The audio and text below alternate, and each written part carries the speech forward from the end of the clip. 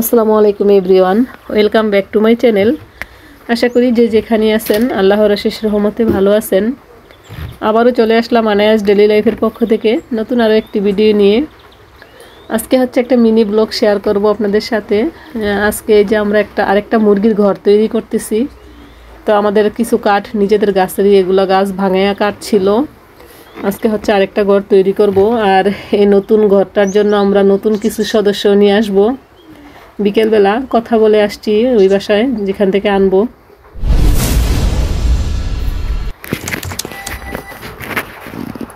তো আমরা হচ্ছে এই যে পার্টেক্স দিয়ে ঘরটার মানে এই দরজাটা তৈরি করছিলাম।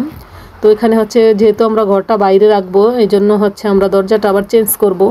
চিন্তা করলাম বৃষ্টির পানিতে হচ্ছে এগুলো নষ্ট হয়ে যাবে, তো শুধু শুধু এটা দিয়ে লাভ নেই, আবার মিস্ত্রি আনতে হবে। এই জন্য হচ্ছে আমরা বিকালে হচ্ছে আবার লোহা কিনে এনে লোহা দিয়ে ঘরের গেটটা আর কি তৈরি করব।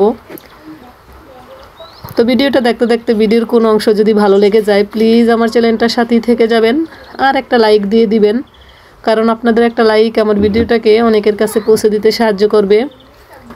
আর ঘরের ভিতরের এই মাচাটা হচ্ছে পুরনো দিছি, এটা হচ্ছে পরে আমরা একসময় চেঞ্জ করে নিব। এই যে আমাদের ঘরটা কমপ্লিট হয়ে গেছে। তারপর হচ্ছে আমি একটু আর কি গুগুর ঘরের কাছে গেলাম, গিয়ে দেখি যে আমাদের গুগুর ঘরের দরজাটা খোলা। তারপর দেখলাম যে আমাদের 3টা গুগু থেকে 2টা গুগু চলে গেছে, আর একটা গুগু আছে। তারপর একদিন পরে হচ্ছে আমাদের একটা গুগু আবার ফিরে আসছে, গাছের ডালে দেখলাম বসে আছে। এখন হচ্ছে আমরা কিভাবে এই গুগুটাকে ধরবো মানে চিন্তা করতেছিলাম। তারপরে থেকে ঝুম বৃষ্টি শুরু হয়ে গেছে। তো এখন হচ্ছে আমরা এই যে বাচ্চাগুলো ছেড়ে দিলাম, আর এই বাচ্চাগুলো হচ্ছে আমরা ঘরে নিয়ে রাখবো আর কি। এই যে কবুতরের খামারে তখন আসছিলাম, তারপর করে আর কি। তো আমাদের প্রত্যেকবারই গুগুর বাচ্চা দেখা যায় একটা একটা নষ্ট হয়ে যায়। এই যে শুধু একটা বাচ্চাই আছে এখন, এখানে 3টা বাচ্চা ছিল। আর আপনাদের সাথে একটু পরেই শেয়ার করব যে একটা গুগু আমাদের তারপরের দিন আসছে, কিন্তু বৃষ্টির কারণে আমরা আর এটা ধরতে পারি নাই।